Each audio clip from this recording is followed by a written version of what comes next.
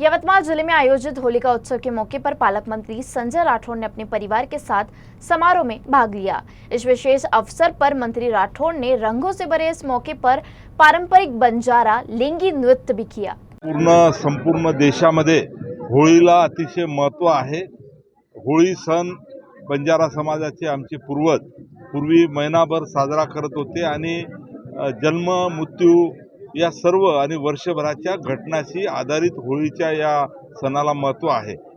खरं तर सर्वसामान्य लोकांची होळी ही काल सायंकाळी जाळल्या जाते आणि बंजारा समाजाची होळी आज सकाळी या ठिकाणी त्याचं दहन होते आणि या निमित्तानं समाज बांधव मोठ्या प्रमाणात एकत्र जमतो आणि सर्व मनातले वर्षभरातले भेद एकामेकाबद्दल आपसामध्ये काही मनभेद झाले असतील, मतभेद झाले असतील, हे सर्व बाजूला काढून या होळीच्या निमित्तानं परत एकत्र होऊन या ठिकाणी एकत्र काम करण्याचं सुरुवात आमच्या होळीमध्ये या ठिकाणी केल्या जाते।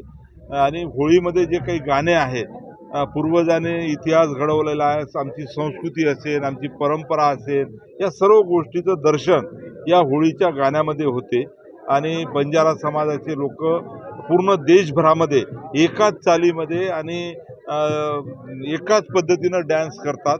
तसेच महिला वर्ग सुद्धा त्याच पद्धतीनं डान्स करते।